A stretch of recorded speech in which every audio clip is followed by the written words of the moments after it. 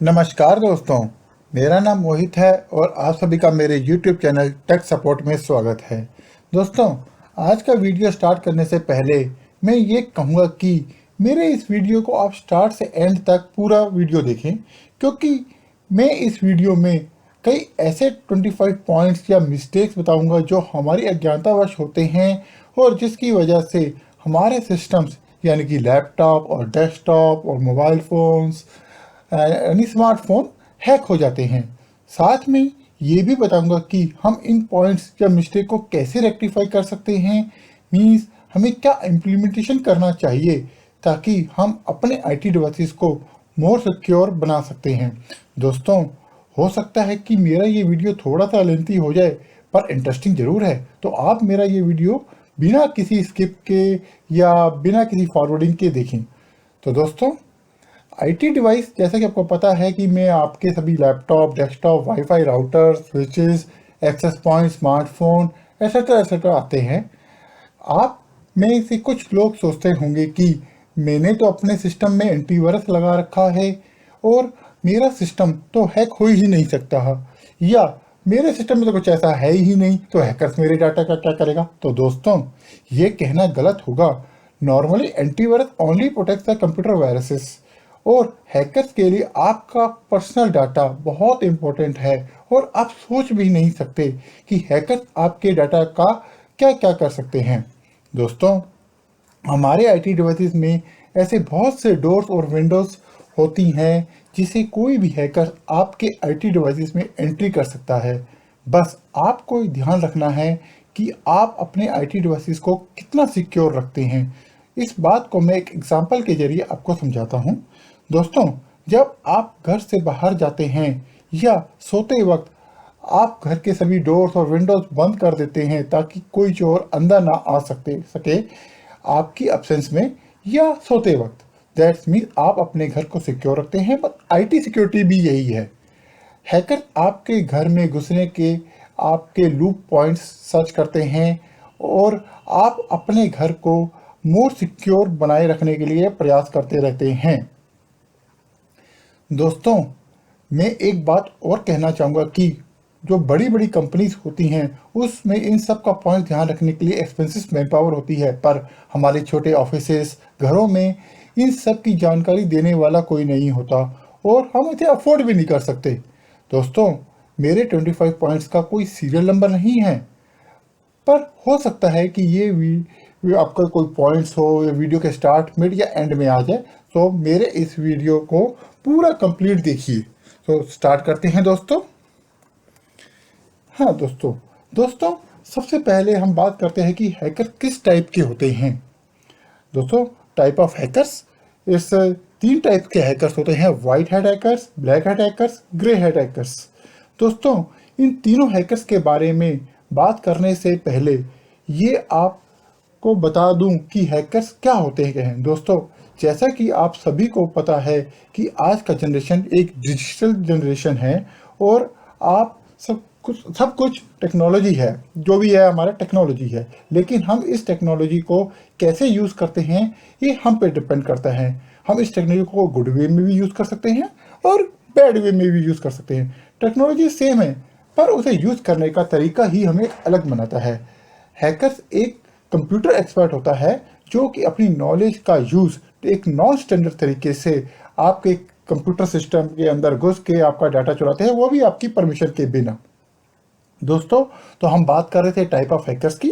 So white hat hackers, it's a good hackers, और ये hackers companies की security और नेटवर्क सिस्टम को बचाने के लिए हायर किए जाते हैं। Black hat hacker, it's a bad hackers, ये हैकर हमारे सिक्योरिटी सिस्टम, नेटवर्क सिस्टम को ब्रेक करके हमारे पर्सनल डाटा, लाइफ और मनी चुराते हैं without our permission, without owners permission.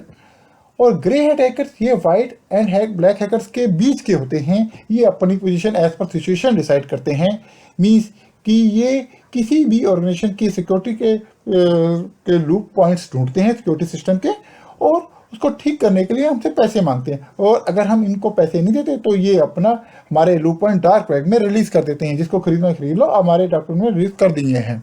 तो ये हैकर्स होते हैं। अब तीसरा आता है टाइप ऑफ साइबर अटैक्स की।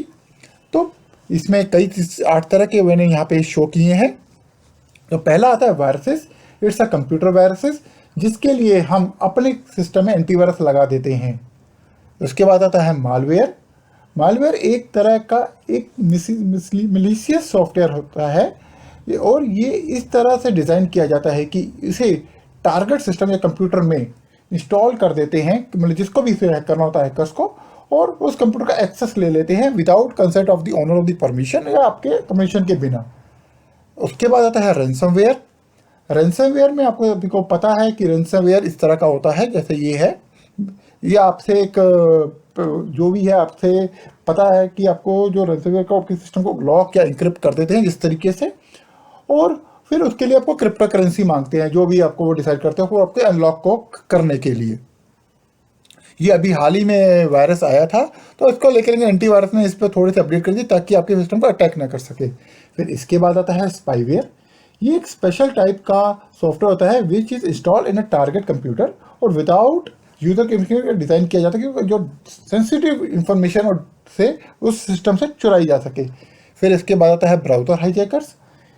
ये इसका मतलब है कि it's redirect your browser to unknown website where hijacker want to you to visit. कि मीन्स आप जब भी कोई साइट खोलेंगे और आपकी ये डीएनएस में जाके एंट्री ऐसी करते हैं कि आप कोई भी वेबसाइट खोले तो उनकी साइट पे जाके खोलेगा जहाँ भी वो चाहते हैं।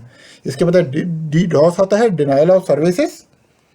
डिनायल ऑफ सर्विस में आता है ये आपका कि ये आपके सिस्टम और वेबसाइट की परफॉर्मेंस को स्लो कर देते हैं। मीन्स आपका कोई स्पैम ईमेल्स भेजेंगे, आपका जो वेबसाइट है या आपका कोई वेब सर्वर चल रहा है, वेबसाइट है, वहाँ पे इतनी ज़्यादा रिक्वेस्ट भेजेंगे कि आप उसको एक्सेस ही नहीं कर पाएंगे, आपकी वो वेबसाइट स्लो हो जाएगी, स्ट्रक हो जाएगी। क्योंकि कह सकते हैं कि ये आपको send the millions of emails और रिक्वेस्ट और एनी वेबसाइट्स, तो वेबसाइट स्ट्रक हो जाती है। तो डिस्ट्रीब्यूटेड डिनायल ऑफ सर्विस तो multiple compromise system are involve to attack a target causing a denial of services. Means कि आपका एक नहीं कई सिस्टम पे एक साथ अटैक कर देते हैं। और इसके बाद आता है फिशिंग। दोस्तों ये बहुत इंपॉर्टेंट है, और ये फिशिंग का काफ़ी चीज़ आती हैं। फिशिंग है क्या? इट्स अ फॉल्स ईमेल और ask you to open a false link, and this link will go to the wrong site. This site could be the similar to original site, but same similar होती है। So जैसे Facebook का हो गया, facebook.com। अगर मैं अगली page पे जाऊँ, यहाँ पे, हाँ ये देखिए, ये कुछ एग्जांपल हैं जो मेरे को ईमेल्स आए थे। जैसे ये आपका आ गया फिशिंग का फॉल्स ईमेल लिंक। आप ये देखिए कि फेसबुक का जो लिंक है ये एकदम सिमिलर है, और आपका माइक्रोसॉफ्ट का, आईबीएम का, आईसीआईसीआई बैंक का, एचडीएफसी बैंक, ऑनलाइन एसबीआई, तो ये सब चीज़ें होती हैं। तो दोस्तों आप ये अब देखो, मैं आपको कुछ एग्जांपल शेयर करता हूँ। मेरे पास जैसे मेरी ही मैं ईमेल में कुछ आए, आपके एसबीआई का अलर्ट आया। देखो अब जैसे लुक लगता है कि जैसे मेरे किसी ने अकाउंट को हैक करके मेरे उसमें एक यूज़र ऐड करा दिया कि पेमेंट ट्रांसफ़र हो, और यहाँ पे आपने लिखा है कि लॉगिन। अब आपको पता है ये, लेकिन मैंने आप क्या करेंगे, आप जब भी आप ऐसी कोई ईमेल आएगी आप सीधा कहेंगे ये तो बिल्कुल सेम एसबीआई की ईमेल्स है। और जब आपको लॉगिन करेंगे, लॉगिन पे क्लिक करते ही आपको सेम एसबीआई की साइट खुलेगी। क्यों? क्योंकि दोस्तों क्योंकि मार्केट में ऐसे कई टूल्स आते हैं कि जो ओरिजिनल साइट को पूरा का पूरा डाउनलोड करके वो आपको दूसरी साइट पर ले जाते हैं, और सेम, और जैसे ही आप अपना यूज़र आईडी पासवर्ड डालेंगे वो उनके सिस्टम पे कैप्चर हो जाएगा और एकदम साइट बंद हो जाएगी, और उनके पास डाटा आ गया। इसी तरीके से जैसे कि आपका ये ऑनलाइन एसबीआई का हो गया, अगर यहाँ पे आई हो गया, कुछ IN हो गया, यहाँ पे हल्का सा कुछ वो कर देते हैं, तो दूर से ऐसे लगता है कि जब हम काम करते हैं ऐसे ही लिंक लगता है। तो कभी भी अब ये देखिए, उन्होंने ये जो मेरा ईमेल एड्रेस है, आई थिंक सो कि मेरे काफ़ी 6-7 ईयर्स पहले शायद मेरा कभी होगा रजिस्टर्ड, लेकिन तो मैंने कब का हटा दिया था। लेकिन उस समय मेरा डाटा कहीं से चोरी हुआ था, तो वो डाटा जो चोरी हुआ था, क्या बैंक से हुआ चाहे कहीं से भी हुआ, XYZ, सो उन्होंने मेरा कैप्चर कर लिया। तो उन्होंने अब ये शूट किया एकदम, ये 7 अक्टूबर की डेट थी शायद, हाँ, तो उन्होंने ये शूट किया। तो अब जो होगा कि बंदा देख के घबरा जाए और इस डाटा को खोल ले। और लेकिन मैंने क्या किया, या ऐसे पे लिंक किया क्योंकि मेरे को डाउट था कि ऐसा तो कुछ है ही नहीं, तो be aware about this thing. तो यहाँ पे देखा ये ईमेल भी गलत था। तो अगर आप इसका देखा जाए तो ये इस तरीके से आपको चेक करना चाहिए, कभी डायरेक्टली कोई भी लिंक ओपन नहीं करना चाहिए। सेकेंड एग्जाम्पल था ये यूट्यूब चैनल का, in celebration of 1 billion hours of your YouTube watch time every day. तो मुझे पता था मेरा कोई ऐसा चैनल ही नहीं है, तो मैं क्यों करूँ क्लेम योर गिफ्ट। जब आप देखोगे तो यूट्यूब तो गूगल का है, तो ये तो दोस्तों इस तरीके से आते हैं। सो ये कोई मुश्किल बात नहीं है, कोई बड़ी बात नहीं है कि ऐसे बहुत से टूल्स आते हैं कि आपकी ओरिजिनल वेबसाइट, चाहे वो बैंक की हो चाहे कोई हो, सेम टू सेम डाउनलोड करने के बाद आपका पूरा का पूरा अपना एक नया वेब सर्वर तैयार किया। वेब सर्वर बहुत आसानी से तैयार होता है, आप भी जानते हो। कोई भी एक AWS पे, एज़्योर पे, आपको नहीं तो मेरे और भी वीडियो देख सकते हैं कितनी आसानी से वेब सर्वर तैयार होते हैं। बस वो डाटा डाउनलोड किया, जस्ट कॉपी पेस्ट उधर मारा, जैसे हम कॉपी पेस्ट करते हैं उनके लिंक में जाके, तो और सेम टू सेम वही की साइट खुल जाएगी। जब आप खोलोगे ऑनलाइन SBI जैसे ही खोला तो आपका ये दिखेगा .com। आपको हाँ भाई ठीक है, ICICI बैंक का भी हम ध्यान नहीं देते, ये C की जगह E भी है, इतना ध्यान नहीं देते। तो दोस्तों या माइक्रो कोई भी एक साइट है, कोई भी खोला अपना और आपका आ जाएगा। तो दोस्तों इस तरीके से भी होता है, तो आप उस समय ये मिस्टेक कर देते हैं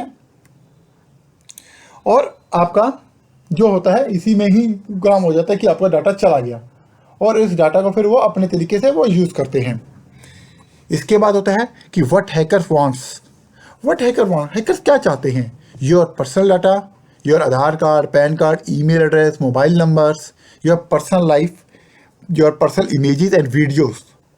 हाँ, ये भी आपका चाहते हैं, आपके पर्सनल वीडियोस हो, ये अननोन साइट्स के जो बिल्कुल बहुत ही गलत साइट्स होती हैं, क्या कहते हैं मोन साइट्स होती है, वहाँ पे यूज़ करते हैं किसी भी तरीके से। और दूसरा होता है आपका योर मनी, यानी योर बैंक डिटेल्स। जैसे कि मेरा यहाँ पे हुआ था, लेकिन बट पुराना था तो मुझे कोई फ़र्क नहीं पड़ा, तो मैंने कोई रिस्पॉन्स भी नहीं किया। तो अब हम बात करते हैं तो अब क्या करें कि हम जो हैकर ऐसा करते हैं, तो हम क्या कर सकते हैं कि अपने इस डाटा को बचाने के लिए। तो मेरे पास ऐसे 20 पॉइंट सिक्योरिटी चेक्स हैं। अगर हम अपने 25 सिक्योरिटी चेक्स को अपना एक स्ट्रॉन्ग कर लें, तो हैकर्स के लिए कोई भी डाटा आपके साथ करना बहुत मुश्किल हो जाएगा। मैं इम्पॉसिबल नहीं कह रहा हूँ यहाँ पे, टफ हो जाएगा। क्यों? क्योंकि आज तक ऐसी कोई टेक्नोलॉजी नहीं बनी कि कोई उसे ब्रेक कर सके, चाहे आप कोई भी टेक्नोलॉजी कह लो। लेकिन एक जब आप इन 25 सिक्योरिटी चेक्स को करोगे, तो एक नॉर्मल देखो जो सारे टेक्नोलॉजी को तोड़ दे, वो एक आधा हैकर्स हो सकता है दुनिया में, वो करोड़ों में से एक हो गया। लेकिन अगर आप ये नहीं रखोगे तो आप करोड़ों के करोड़ों लोग आपके सिस्टम को हैक कर सकते हैं। तो अच्छा है कि एक है रहे वो ज़्यादा ठीक है, लेकिन ये कभी नहीं कहना चाहिए कि हैकर्स को never under estimate the power of the hackers. तो ये कहते थे कि कोई एक IT पर्सन है वो अपने बैड तरीके से करे, सबके लूप पॉइंट्स होते हैं। तो लेकिन हम इन 25 सिक्योरिटी चेक्स को करें तो हम बहुत ही टफ कर देते हैं कि हैकर्स इसको ना चला सकें। इवन Gmail, गूगल, कोई भी कंपनी, किसी का भी कोई सेफ नहीं है, हर जगह कहीं ना कहीं कुछ होता ही है जो निकल जाता है। बट हम 25 सिक्योरिटी चेक्स को ध्यान रखें तो हम अपने सिस्टम को बहुत ही सिक्योर करते हैं। तो स्टार्ट करते हैं दोस्तों। फर्स्ट पॉइंट ये आता है, always change the default settings of your IT device. दोस्तों जैसे कि हम कोई भी नया डिवाइस खरीदते हैं IT का, उसकी एक डिफ़ॉल्ट सेटिंग्स होती हैं। चाहे हमारे घरों में लगा हुआ wifi router, wifi cameras, NVR system, access point, switch, new laptop and desktop, smartphone, tab, iPad. तो दोस्तों कभी भी हम वाईफाई राउटर लेते हैं, कुछ लेते हैं घर पे, आपने लिया, घर पे इंटरनेट लगवाना है और आपने सीधा किया वाईफाई राउटर लगाया, सीधा प्लग इन कर दिया। बट ये बहुत ख़तरनाक हो सकता है आपके लिए। कभी भी इनकी डिफ़ॉल्ट सेटिंग इन डिवाइसेस पे नहीं होनी चाहिए, कभी भी। क्यों? क्योंकि अगर आपकी डिफ़ॉल्ट सेटिंग सबको पता है कि उसकी डिफ़ॉल्ट, जैसे D-Link का राउटर है, TP-Link का राउटर आ गया, जैसे हम ये करते हैं, तो उसकी जो सेटिंग्स है ऑटोमेटिकली चेंज हो जाएंगी। क्योंकि जैसे अब हमें पता है D-Link का जो आता है 192.168.0.1 इसका आएगा। एयरटेल का जो राउटर आता है वो उसका अलग, इसका सेम एक रेंज होती है बाय डिफ़ॉल्ट।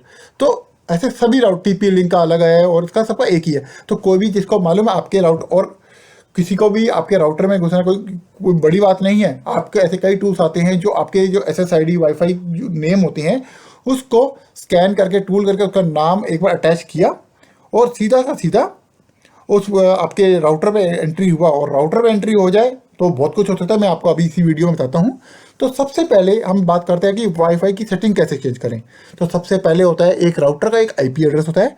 तो उसे हम कैसे राउटर का IP एड्रेस पता चले, जब हमें नहीं मालूम, हमारे घर में लगा हुआ है, मान लो अभी नहीं किया, लगा दिया, तो सबसे पहले हमें स्टार्ट में जाके CMD में टाइप करोगे। यहाँ पर CMD टाइप होते ही यहाँ पे कमांड प्रॉम्प्ट आएगा, तो रन एज एडमिनिस्ट्रेटर पे क्लिक करना है। अगर आपका सिस्टम रन एज एडमिनिस्ट्रेटर नहीं है तो यूज़र ID पासवर्ड डाल लीजिए, नहीं कर है तो अपना, तो वेरी गुड। यहाँ पर हमारा कमांड प्रॉम्प्ट ओपन हो जाएगा। कमांड प्रॉम्प्ट ओपन होते ही हमें कमांड डालनी है ipconfig /all, IPCONFIG /all, और इसके बाद हमारी विंडोज़ की IP कॉन्फ़िगरेशन पूरी की लिस्ट आ जाएगी, जिसमें हमारा host name, primary DNS apex, जो भी हमारा DNS का नाम है, और हमारा ये जितने भी हमारे नेटवर्क अडॉप्टर हैं, जैसे वायरलेस लैन है और एथरनेट अडॉप्टर, वो आ जाएंगे। और हमें वो देखना है कि जिसमें हमारा इंटरनेट कनेक्टेड है। बेसिकली हम लैन लगाएंगे तो लैन ज़्यादा ठीक है, लेकिन मैंने वायरलेस पे लगाया है तो वायरलेस वाला हम चेक करेंगे। सो यहाँ पे जो आपका डिफ़ॉल्ट गेटवे आता है, मैंने यहाँ पे सारे अपने जो होस्ट नेम था हटा दिया है, क्योंकि रिस्क होता है, क्योंकि पब्लिक प्लेटफॉर्म पे कर रहे थे डालें तो यहाँ पे ये मैंने डमी डाले हैं, ओरिजिनल नहीं है। तो ये मेरा default gateway is your IP address of your router. तो आप अब इस IP एड्रेस को 192.168.160.1 को अगर आप अपने ब्राउज़र पे डालेंगे तो आपका एक ऐसा वेब पेज आ जाएगा, जैसे ये मेरा आ रहा है, मेरे पर D-Link है तो मेरे D-Link का आ रहा है। इसका तो बहुत ब्लैंक पासवर्ड होता है, तो लेकिन अभी तो मेरा तो खैर स्ट्रॉन्ग है। तो यहाँ पे आप डालेंगे तो लॉगिन स्क्रीन रहेगी, तो इट्स नॉट बी डिफ़ॉल्ट। तो कैसे इसे चेंज करना है, आप अपने डिफ़ॉल्ट पासवर्ड ब्लैंक में क्लिक करेंगे, या तो एडमिन होगा या एडमिन पासवर्ड होगा, 2-3 कॉमन पासवर्ड होते हैं। तो इसको यहाँ से चेंज कैसे करें, पहले लॉगिन स्क्रीन को आपके अपने इस वाईफाई राउटर को ताला लगाना है। अभी आपका ओपन है, तो कैसे करेंगे ये देखिए। अभी आप जैसे ही लॉगिन करेंगे तो आप इसके टूल्स में जाएंगे, टूल्स में आपका एडमिन आएगा, यहाँ पे admin password and verify password, यहाँ पे एक एक्स्ट्रा स्ट्रॉन्ग पासवर्ड डालिए और इसको सेव कर दीजिए। यहाँ पे सेव सेटिंग में जाके सेव कर दीजिए। सबसे पहले आपका ये अगर ये स्ट्रॉन्ग रहेगा तो आपका जो वाईफाई राउटर थोड़ा हैक होने से बच जाएगा। तो आप you don't know your neighbours, कोई आपके पड़ोस में कौन आ रहा है कौन नहीं आ रहा है, आपकी जो रेंजेस है, आपके घर के कितनी बाहर तक जा रहे हैं, क्या हो रहा है, किसने क्या कर दिया, आपके कोई पड़ोस में कुछ टाइम के लिए आया और कहाँ उसने इलीगल एक्टिविटीज़ में इस्तेमाल कर दिया आपका, तो फंसेंगे आप ही लोग। ऑनर ऑफ द डिवाइस ही फंसता है हमेशा, और ऐसे मैंने कई केसेस सुने हैं। आपको भी मैंने तो बहुत केसेस सुने कि कोई बाहर से आया, आपका वाईफाई राउटर बाहर से यूज़ किया और आपका और सारा कुछ जो भी है, जो इन्वेस्टिगेशन होती है वो सब में आप ही फंसे, क्योंकि आप उसके आपने उसे सिक्योर क्यों नहीं किया, ये आपकी रिस्पॉन्सिबिलिटी है। तो इसको आज ही सिक्योर कीजिए अगर आपने अभी तक सिक्योर नहीं किया इस सेटिंग्स के साथ। इसके बाद आता है जब सिक्योर हो गया, इसके बाद हमारा आता है और क्या सिक्योर करने थे, हमारा लैन सेटिंग्स, नेटवर्क सेटिंग्स, जो लोकल लैन सेटिंग्स होती है। आप इसमें राउटर में जाएंगे तो नेटवर्क सेटिंग की ऑप्शन होती है यहाँ पे हमें IP एड्रेस की range default master class C ही रहेगा, क्योंकि हमारे डिवाइसेस में मेरे हिसाब से 250 या 255 से ज़्यादा सिस्टम तो होते नहीं है, तो तब तक ही हमारा रहता है। और उसके बाद होस्ट नेम ये भी हमारा चेंज हो जाए, क्योंकि बाय डिफ़ॉल्ट ये D-Link राउटर आता है, मैंने माई राउटर टेम्परेरी की है बट होता नहीं है। और यहाँ पे आपका ये चीज़ें करनी चाहिए चेंज। आप यहाँ पे कोई भी सीरीज़ दे सकते हैं, आपका आएगा बाय डिफ़ॉल्ट 192.168.0.1। और अगर आपका ये रेंज सबको पता होता है, ये बाय डिफ़ॉल्ट में यही होती है, जो हैकर इसी को पकड़ते हैं। अगर यही आपकी रेंज होगी तो थोड़ा सा डिफ़िकल्ट हो जाता है। तो यहाँ पे आप 0 से लेके आप 254 तक, 1 से 0 से लेकर 254 तक कोई भी आप रेंज दे सकते हैं। तो कोई भी आप दे दीजिए, जैसे मैंने 160 कर दिया था वहाँ पे, तो हैकर्स के लिए थोड़ा सा डिफ़िकल्ट हो जाता है आपको ट्रेस करना। और इसके बाद आता है, अगर आप पॉसिबल है तो आप यहाँ से DHCP अनेबल करके, DHCP क्या होता है, dynamic host configuration protocol, means जब भी आप कोई अपना स्मार्टफोन या कोई भी अपना लैपटॉप, स्मार्ट टीवी आप राउटर से कनेक्ट करते हैं, तो कनेक्ट करने के बाद आपका क्या होता है कि आपका ऑटोमेटिकली IP एड्रेस ऑब्टेन कर लेता है। जब भी आप उसकी सेटिंग में जाके देखेंगे, अगर आप चाहते हैं कि हमारा ऑटोमेटिक IP एड्रेस ना ले, तो आप यहाँ पे इसे अनटिक करके आप खुद भी मैनुअली डाल सकते हैं इसके बाद का रेंज। 7.1 तो इसका हो गया, .2, .3, .4 और डिवाइस करके छोड़ सकते हैं। तीसरी चीज़, आप अपने IT डिवाइसेस यहाँ पे ऐसा जाएंगे रिजर्वेशन पे, तो आपके यहाँ पे computer name, host name type करके, या अपना आईपी एड्रेस, मैक एड्रेस भी टाइप करके, या उसको क्या देना है, या उसका मैक एड्रेस भी होता है वैन का, तो वो भी टाइप करके ऐड और अपडेट भी कर सकते हैं। अगर आपने ये कर दिया तो आपका कोई भी, चाहे आपका किसी को वाईफाई का राउटर भी का पासवर्ड ही पता हो आपके किसी नेबर को या किसी को भी, तो वो भी आपके सिस्टम पे ऐड नहीं हो सकता, किसी भी एक्सेस नहीं कर सकता। तो ये बहुत ज़रूरी बात है, अगर आप ये करें, सिक्योरिटी फीचर लें तो खुद का मैक एड्रेस ऐड करा लें तो ज़्यादा बेटर है। इसके बाद आता है हमारा, हाँ, वाईफाई राउटर का, ठीक है, इसमें हो गया हमारा पूरा कंसेप्ट, मतलब ठीक है। अब इसके बाद आता है कि वाईफाई का पासवर्ड, अगर आप यहाँ पे जाएंगे सेटअप में, वायरलेस सेटिंग में, ये बता रहा है वायरलेस सेटिंग हो गई आपकी, यहाँ ये वायरलेस सेटिंग, इस वाली ऑप्शन में जाएंगे तो यहाँ पे आपकी जो SSID नाम रखते हैं, जिससे आपका वाईफाई का नेम आता है, आप वो नाम रखें, उसके अंदर एक स्ट्रॉन्ग पासवर्ड रखें। प्री शेयर्ड की एक बार ऐसी बना लें, कोई भी स्ट्रॉन्ग पासवर्ड, जैसे मैंने एक डमी के लिए बनाई है, और वही अपने सिस्टम में बना लें, क्योंकि हमें पासवर्ड हमेशा वैसा रखना चाहिए जो हमारे कहीं पे भी डिक्शनरी में अवेलेबल ना हो। क्योंकि जब भी वाईफाई सर्च करने की जो भी पासवर्ड क्रैकिंग टूल्स आते हैं, वो वर्ड्स अगर डिक्शनरी में हैं तो वो टूल्स आपके ऑटोमेटिकली क्रैक कर देते हैं आपका पासवर्ड्स को। अगर आपका वो डिक्शनरी में ही नहीं है तो हैकर्स के लिए थोड़ा और डिफिकल्ट हो जाता है आपके सिस्टम को, आपकी सिक्योरिटी को क्रैक करना। तो ये चीज़ होती है। इसके अलावा बहुत सारी अदर सेटिंग्स होती है राउटर में, ये तो मैं डीलिंग का था ना, मेरा डुअल बैंड राउटर है, तो आप अगर आपका जो भी राउटर है आप उसके हिसाब से सेटिंग्स देख सकते हैं। इसमें आपका नेटवर्क फिल्टर होता है, कौन सा नेटवर्क लगाना है, वेबसाइट फिल्टर, अगर मान लो आप कुछ साइट्स हैं जो चाहते हैं कि हमारे इस कंप्यूटर किसी भी डिवाइस पे ना खुलें, XYZ कोई भी हो सकती है, घर में बच्चे हैं, ज़्यादा वो नहीं करनी, सो आप इसके लिए उस वेबसाइट को डिनाई करके वेबसाइट फिल्टर में जाएंगे, यहाँ पे आपका पूछेगा वेबसाइट का नाम, इसको डिनाई करना है, अलाउ करना है, ओनली अलाउ कर देंगे तो वही साइट खुलेगी, अगर डिनाई कर दो तो वो साइट नहीं खुलेगी। तो इस तरीके से होता है firewall setting, wifi protection setting, बहुत सारी ऐसी सेटअप है। अगर आप थोड़ा सा इसका डीपली पढ़ेंगे तो बहुत सारी सिक्योरिटी फीचर्स लगा सकते हैं। यहाँ तो मैंने आपको सिर्फ मेनली 2 लगाए हैं, जो कि एक लॉगिन आईडी पासवर्ड आपका सेम रहना चाहिए, अलग रहना चाहिए, बिल्कुल कस्टमाइज होना चाहिए, और आपका वाईफाई की सिक्योरिटी का पासवर्ड कैसे लगाएं और राउटर आईपी लगाएं, ये मेन होती हैं। अगर आप ये चीज़ों कर लें तो आपका वाईफाई राउटर बिल्कुल सिक्योर रहता है। और आप कहोगे कि डिफ़ॉल्ट सेटिंग का पासवर्ड अगर हमें नहीं मालूम, तो जो जब भी आप राउटर लेते हैं या मैनुअल आता है इसके साथ, अगर मैनुअल आपका खो गया, पुराना राउटर है, तो आप वेबसाइट पे जाके इसकी, वहाँ पे भी जाके इसका मैनुअल डाउनलोड करके दे सकते हैं कि इसका बाय डिफ़ॉल्ट पासवर्ड क्या आया था।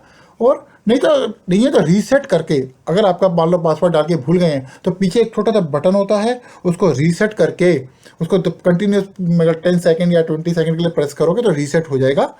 तो और रीसेट करके भी आप अपना अभी भी एक सिक्योर पासवर्ड लगा लीजिए, ये आपके वाईफाई राउटर को सिक्योर करने के लिए आपके लिए बेटर रहेगा। चलो, इसके बाद आता है वाईफाई कैमरा। तो दोस्तों ये सेम वे हम we can change the default setting of your wifi camera to customise setting. तो आप जैसे वाईफाई कैमरा, अब देखते हैं कि हमारे घरों में वाईफाई कैमरा लगाते हैं, हम बाहर से देख कर लें, एक्सेस कर लें। तो दोस्तों सबसे बड़ी मिस्टेक हमारी क्या होती है कि जब हमारे घर के कैमरास किसी बाहर के अड़ोसी पड़ोसी के या किसी हैकर्स से हैक कर लें, तो आपके लिए, आपकी पर्सनल लाइफ के लिए कितना बड़ा रिस्क है। तो आप कब जा रहे हैं, सब मॉनिटर होता है। तो सबसे पहले अगर आपके घर में वाईफाई कैमरा लगा है या आईपी कैमरा लगा है तो प्लीज़ उसकी डिफ़ॉल्ट सेटिंग चेंज कर लें और उसके लिए एक स्ट्रॉन्ग पासवर्ड लगाएं। तो डिफ़ॉल्ट पासवर्ड सेटिंग के लिए आप उसके वही यूज़र मैनुअल और वेबसाइट में जाके ये आपका यूज़र में बुक जो होती है वो डाउनलोड करके देख सकते हैं। और डिफ़ॉल्ट सेटिंग के बाद अपने आईपी एड्रेस, अपनी security features as per this लगा सकते हैं। क्योंकि बस आपको कुछ नहीं करना, सेटिंग्स वही रखना है। जैसे आपका थोड़ी डिफ़ॉल्ट सेटिंग चेंज कर दी है, जैसे मैंने बताया 0.1 को 7.1 कर दिया, थोड़ा सा अलग कर दिया। और जो बाय डिफ़ॉल्ट जो पासवर्ड आ रहा है उसका जो मेन से होता है सिक्योरिटी लॉगिन पासवर्ड, उसको चेंज कर दिया। तो ये आपको करना है। इसी तरह एनवीआर सिस्टम क्या होता है, ये अब हमारे यहाँ पे आईपी कैमरास लगते हैं, नेटवर्क वीडियो रिकॉर्डर है ये। तो कई तरह के कैमरा होते हैं, सारे कैमरास एक स्विच में जाके लगते हैं, सारी केबल, ये पीओई स्विच होता है या विदाउट पीओई अगर पावर जा रही है उन कैमरास को, और वो जाने के बाद उसे एक केबल इसके उस स्विच से इसमें जाती है एनवीआर में। उससे क्या होता है, जो भी आपका डाटा रिकॉर्ड हो रहा है एनवीआर सिस्टम में रिकॉर्ड होता है। तो अगर मान लो, तो इसको भी हमें सिक्योर रखना बहुत ज़रूरी है। तो इसकी भी नेटवर्क सेटिंग और बिल्कुल अलग, और इसका अच्छा से सिक्योरिटी सेटिंग होनी चाहिए। मीन्स की कैसे करें कि इसमें फायरवॉल, जो हमारे राउटर की फायरवॉल और इसमें होनी चाहिए। बेसिकली एक डिफ़ॉल्ट सेटिंग से अलग सेटिंग करनी चाहिए जो हमारे आईपी एड्रेस की रेंज होती है इसमें। तो एनवीआर का होता है। एक्सेस पॉइंट में भी सेम वे है, the same way you can change your default setting of your access point to your own customise settings. So you just need to log in with your default settings on your access point and do the same as per your requirement. तो same अपनी requirement के हिसाब से कर सकते हैं। जैसे अब एक्सेस पॉइंट आता है जब हमारे घर में, जैसे हम इंटरनेट लगवाया और इंटरनेट लगवाने के बाद हमने पीओई स्विच लगाया, पीओई स्विच के बाद एक्सेस पॉइंट भी घर में लगवाते हैं। तो एक्सेस पॉइंट इस तरह का वाईफाई राउटर होता है, बट ये हम मैनेज नहीं कर पाते, बट हमारा एक इंटरनेट एक्सेस फ्लो करता है। तो उसी तरह का हम अपना स्टैटिक आईपी डाल दिया यहाँ पे, और यहाँ पे अपनी अपनी सेटिंग्स डाल सकते हैं जो भी एक होता है। ये तो मैंने एक बाई डिफॉल्ट मैंने नेट से उठाया था। सेम वे स्विच में भी होता है, जो पीओई स्विच में बता रहा था, सिस्को का पीओई स्विच है। यहाँ पे यूजर नेम पर डिफॉल्ट सेटिंग्स आती है और उसको चेंज करके इसका एक अपना खुद का पासवर्ड सेट कर सकते हैं। और new laptop and desktop, yes, इसके बाद आता है हमारा न्यू लैपटॉप डेस्कटॉप। हम जब भी हम लेते हैं तो दोस्तों हमने सीधा लैपटॉप लिया, क्योंकि बच्चों की अभी जैसे हमने क्या किया, बच्चों की जैसे हमारे जो यूट्यूब COVID-19 के थ्रू के जो कारण हमारे ऑनलाइन क्लासेस हो गए, घर में से ही हमारी जो मीटिंग्स है वो अटेंड करने लगे। हमने ज़्यादातर अपने नए लैपटॉप ऑर्डर किए और ऑर्डर करते ही हमने जो लॉगिन आया, जो सॉफ्टवेयर डाले थे, सीधा डाला, जो भी हमारे वेंडर ने जिससे भी लिया, शॉप से लिया, उसने जो डाला और सीधा कर दिया, अपना काम करना शुरू हो गए। दोस्तों ये गलत है। सबसे पहले आप इसमें जब भी आप नया लैपटॉप लें, डेस्कटॉप लें, कोई भी सिस्टम लें, उसको पहले आप अपना जो अनवांटेड सॉफ्टवेयर्स है उसको पहले रिमूव कर दें। और कोई ऐसा सॉफ्टवेयर तो नहीं है जिससे ऑटोमेटिकली सिंक हो रहा है आपका डाटा कहीं क्लाउड पे, कहीं किसी सिस्टम में, वो आप चेक कीजिए, कोई जो आपको नहीं चाहिए। इसके लिए आप क्या कर सकते हैं कि आप स्टार्ट पे जाके, रन पे जाके APPWIZ wiz.cpl की कमांड रन पे जाके करेंगे। विंडोज की और आर दबाएंगे तो रन की एक विंडो आएगी, उस पर डालना APP.wiz.cpl में ओके करेंगे, या फिर कंट्रोल पैनल में जाके प्रोग्राम एंड फीचर्स में जाके आप करेंगे तो वहाँ पे एक पॉपअप विंडो खुलेगी। वहाँ पे आप सारे प्रोग्राम जाके चेक कर सकते हैं कौन कौन से सॉफ्टवेयर आपके इंस्टॉल्ड हैं। वहाँ पे जो अनवांटेड है वो रिमूव कर दीजिए। और ऑफ कोर्स एंटीवायरस लगाना जरूरी है, बट बेसिक काम आप ये कीजिए। तो इसके बाद आपका आता है लेने से पहले स्मार्टफोन। हाँ, स्मार्टफोन हम कभी भी स्मार्टफोन, टैबलेट, आईपैड कोई भी लेते हैं तो इसमें देखिए कि आपका डाटा कहीं सिंक तो नहीं हो रहा। आप कहेंगे कि अगर हमने आईपैड लिया तो एप्पल क्लाउड में हो रहा है, या फिर आपका क्लाउड में ही तो हो रहा है। बट दोस्तों क्लाउड में हो रहा है, बट अगर क्या आप इस चीज़ को बात को मंजूर करते हैं, आपने पर्सनल पिक्स या पर्सनल मूवमेंट के जो पिक्स है जो अपनी फैमिली के साथ है, कि आप क्लाउड में डाल दें। क्लाउड है क्या चीज़? क्लाउड एक तरह का आपका एक कंपनी ने एक सिस्टम बना रखा है जहाँ पे आप अपना डाटा रख सकते हैं। बट आप क्या श्योर हैं कि उस क्लाउड को मैनेज करने वाले भी कोई आईटी के पर्सन होंगे, आईटी इंजीनियर्स होंगे? तो कोई ना कोई तो होगा उसको मैनेज कर। अगर मान लो वो डाटा कहीं ना कहीं से लीक हो गया और आपकी पर्सनल फोटोग्राफ कहीं और चली गई, तो आप सोचिए आपके लिए कितना नुकसान हो सकता है। तो दोस्तों कभी भी मैं तो ये कहूँगा, हाँ अपना सिंक रखिए, क्योंकि अपना डाटा बैकअप होता है, कुछ रखिए जो आपके इंपॉर्टेंट नहीं है डाटा, जो जिसको आपके लीक होने से आपको कोई नुकसान नहीं है, वो डाटा आप सिंक कीजिए। लेकिन जो आपका पर्सनल डाटा है, पर्सनल मूवमेंट का डाटा, मैं कभी भी रिकमेंड नहीं करता कि आप उसे क्लाउड पे रखें। उसके लिए आप अपना पर्सनल हार्ड ड्राइव रखें, वो ज़्यादा बेटर है। उसको मैं आगे बताऊँगा कि कैसे उसे यूज़ करना है। बट और सेकेंड थिंग आता है कि don't give all access to any app for your mobile phone. या अगर आपके नहीं है, आप अपने मोबाइल पे देख सकते हैं। अगर आप एक लैपटॉप पे देख रहे हैं या किसी और डिवाइस पे देख रहे हैं, तो अगर आप मोबाइल पे देख रहे हैं वीडियो, तो अभी रुक जाइए, पूरा वीडियो देख लीजिए, फिर आप कर सकते हैं एप्लीकेशन मैनेजर में जाके। और उसके अंदर देखिए आपने जो हमारी ऐप्स इंस्टॉल्ड हैं उसको आपने किसको कैमरा की एक्सेस दी है, किसको फ़ोन की एक्सेस दी है, किसको SMS की एक्सेस दी है। दोस्तों वो पूरी एक्सेस ले रहे हैं, क्या वो एक्सेस देनी क्या आपके लिए ज़रूरी थी? और जब भी आप नया कोई एप्लीकेशन इंस्टॉल करें तो देखें कि आपको क्या वो फ़ोन की एक्सेस, कैमरा एक्सेस की एक्सेस या आपकी SMS की एक्सेस उसको देनी जरूरी है कि नहीं, ये ध्यान रखिए। लोकेशन की एक्सेस देने की जरूरी है नहीं, ये आप खुद डिसाइड कीजिए अपनी रिक्वायरमेंट के हिसाब से। हो सके तो बिल्कुल ना दीजिए एक्सेस, ये ध्यान रखिए। इसके बाद आता है आपका सेकंड पॉइंट, और फर्स्ट पॉइंट थोड़ा सा लेंथी हो गया, लेकिन सेकंड पॉइंट की बात करते हैं। हाँ, never use your system with administrative access. Yes, अब ये छोटा सा है कि अभी जैसे मैंने बताया कि always work with your user standard access क्या होता है विद यूजर एक्सेस। सो कैसे इसको एक्सेस कर सकते हैं? आपको सर एडमिनिस्ट्रेटिव एक्सेस की जरूरत क्या पड़ती है? सर हमें कोई सॉफ्टवेयर इंस्टॉल अनइंस्टॉल करना है या हमें कोई चेंजेस करने हैं, तो हमेशा तो कोई ऐसी जरूरत पड़ती नहीं है कैसे काम की कि हमेशा एडमिनिस्ट्रेटिव एक्सेस से ही काम किया जाए, यूज़र एक्सेस से भी काम हो सकता है। दोस्तों क्यों मैं कहता हूँ कि यूज़र एक्सेस, कि दोस्तों इसलिए होता है कि आपका क्या कहते हैं कि मान लो आप काम कर रहे हैं उसके ऊपर, और आप कोई मान लो आपका सिस्टम हैक हो गया और आपका सिक्योरिटी सिस्टम नहीं था, तो जब भी कोई हैकर आपका अटैक करने की कोशिश करता है आपके सिस्टम पर, तो होता क्या है कि वो जो जिस एक्सेस पे आप काम कर रहे हैं, मान लीजिए आप यूज़र एक्सेस पे काम कर रहे हैं, तो उसको यूज़र एक्सेस के ही एक्सेस मिलेगा। और वो जब भी कोई अपना कोई पैच या कोई भी मॉलवेयर कोई भी सॉफ्टवेयर इंस्टॉल करना चाहेगा तो उससे इंस्टॉल नहीं होगा, क्योंकि उसे एडमिनिस्ट्रेटिव पासवर्ड मांगेगा।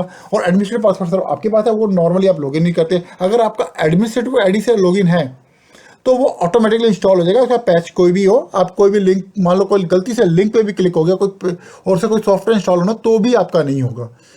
तो दोस्तों लेकिन जब भी आपके नए लैपटॉप आते हैं या डेस्कटॉप खरीदते हैं, जब भी कोई नया करता है, आपका बाय डिफॉल्ट एडमिनिस्ट्रेटिव आईडी से लॉगिन दिखाता है। तो अब उस आईडी को आप यूज़र एक्सेस कैसे बनाएंगे, ये अब आपको ये सोचेंगे।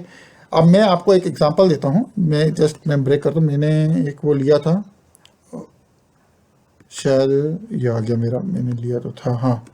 तो मैंने इधर अभी हमारे पास ऐसे दो चीज़ें हैं मेरे पास अभी। मैंने दो बना रखे हैं, एक विंडोज 10 प्रो का है, एक विंडोज 10 होम का है। नॉर्मली हमारे घर में यही दो सिस्टम होते हैं, प्रो और होम एडिशन। तो हम बताएंगे कैसे, अगर जब हमारा जो नया सिस्टम आता है हमारे घर में, हम एडमिन आता है, तो हम उसे कैसे वो बनाएं, यूज़र क्रिएट करें अपने लिए। तो आप ये एक सेकंड मैं इसे फुल कर देता हूँ स्क्रीन को। यहाँ यहाँ पे स्टार्ट किया, ये हो गया अपना control panel.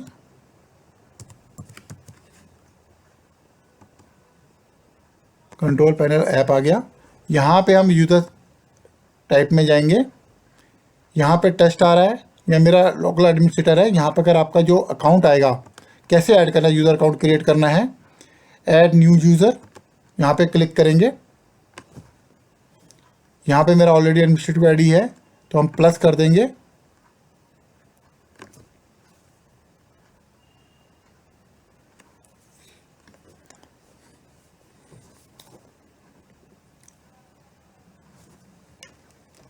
No sign in information नहीं करना हमने।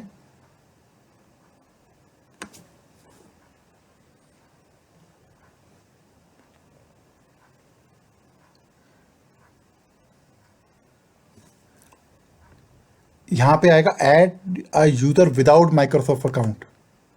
तो जैसे ही हम यहाँ पे क्लिक करेंगे, ये अभी होम पे बता रहा हूँ, जैसे ही हमने कोई एक नया यूज़र कर दिया, हमने मतलब एक यूज़र कर दिया, ठीक है, यूज़र। यहाँ पे हमें एक स्ट्रॉन्ग पासवर्ड डाल सकते हैं। पासवर्ड हमेशा रखना है आपको अपने साथ।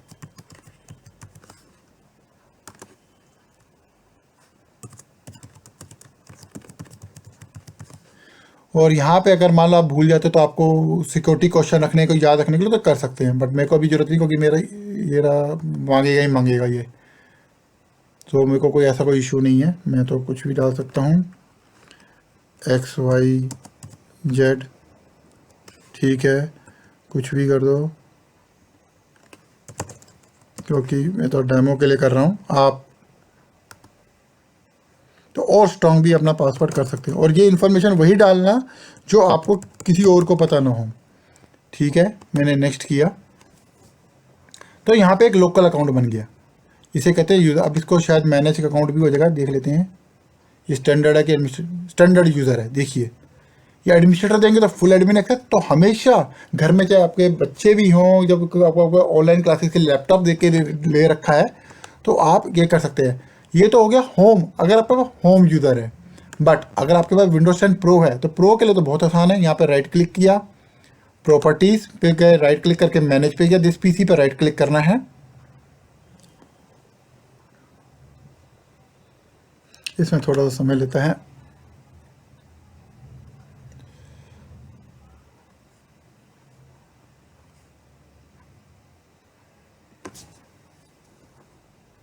हाँ, तो यहाँ पे लेफ्ट साइड में local users and groups, users, यहाँ पे आपका मेरा से एडमिन आईडी बना है, तो यहाँ पे जस्ट आपको कुछ नहीं करना, राइट क्लिक करके न्यू यूज़र करना है, यूज़र 1 कर देते हैं। यहाँ पे हम जो भी पासवर्ड डालना है पासवर्ड डाल दो, आप अपने हिसाब से कर सकते हैं पासवर्ड। यहाँ पे हम पासवर्ड नेवर एक्सपायर कर देते हैं यहाँ पे और क्रिएट कर देते हैं। तो बाय डिफ़ॉल्ट ये ऑटोमेटिकली यूज़र ग्रुप बनेगा। जब इसको लॉग ऑफ करके रीस्टार्ट करेंगे दोनों सिस्टम पे, जो कोई भी आपके पास सिस्टम है, तो आपका ये यूज़र से लॉगिन हो जाएगा। यूज़र्स लॉगिन है, यूज़र्स ग्रुप का है, तो समझो एडमिनिस्ट्रेटर ग्रुप नहीं है।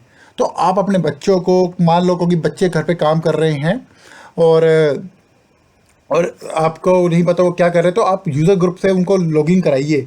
यूज़र ग्रुप से लॉगिन कराना बहुत ज़रूरी है, क्योंकि इससे वो आपका क्या कहते हैं, तो कोई हैकर उनके सामने अटैक करने के लिए भी आया तो वो ज़्यादा कुछ नहीं कर पाएगा। क्योंकि ऐसे मैंने कई केसेस सुने हैं पीछे उसमें कि वो उनको पता है बच्चे ऑनलाइन क्लासेस कर रहे हैं और बच्चों को वो किसी से लालच देते, बच्चे बिना किसी सोचे समझे कुछ भी क्लिक कर सकते हैं, तो जिनके लिए उनको लिए ये हैक करना बहुत आसान हो जाता है। तो ध्यान रखिए इस चीज़ को।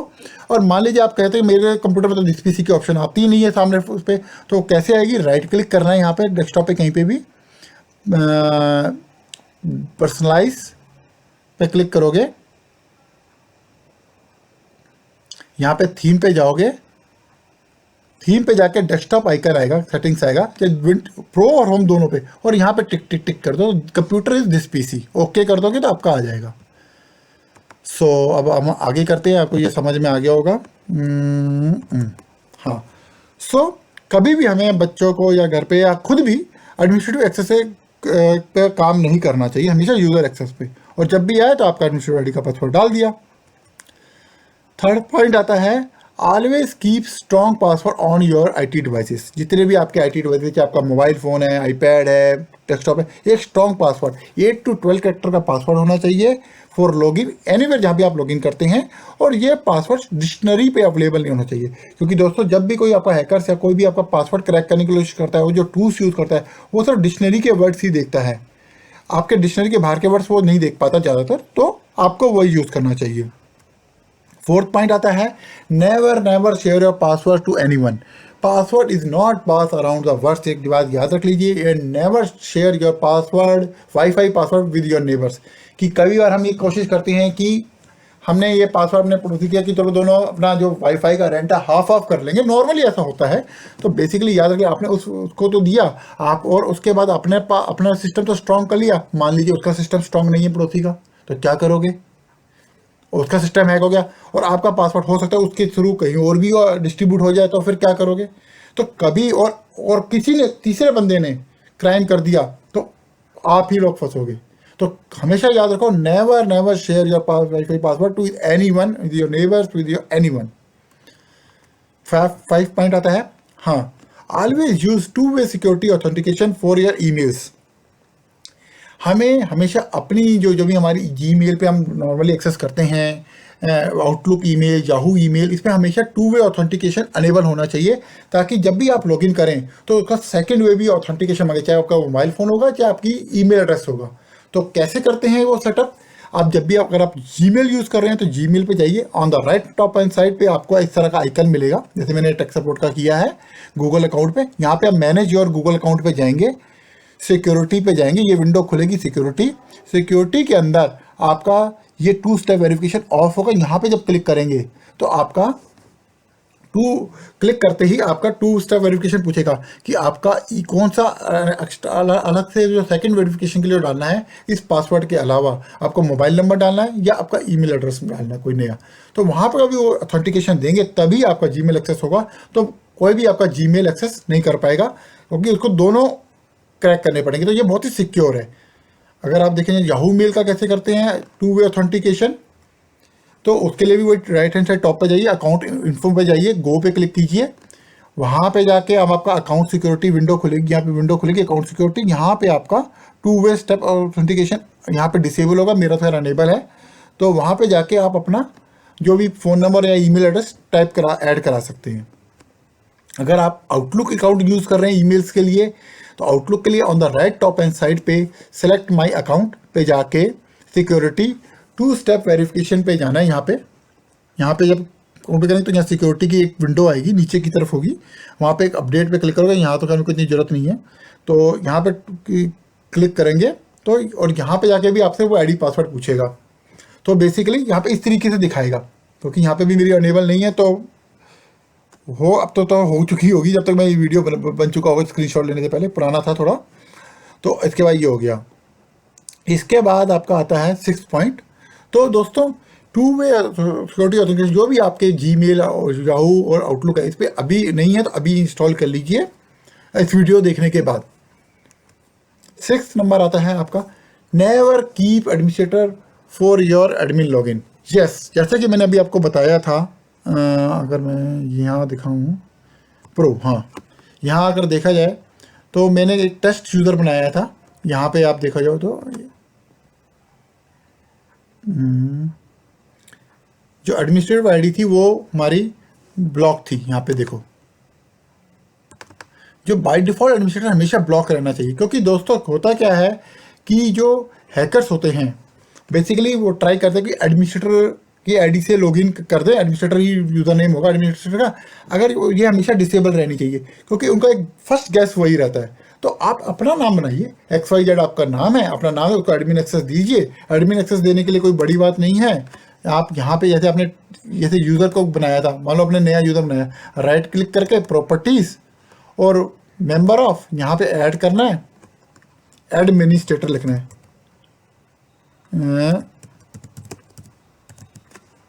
यहाँ पे चेक लेंगे, ये विंडोज 10 प्रो की बात कर रहा हूँ मैं।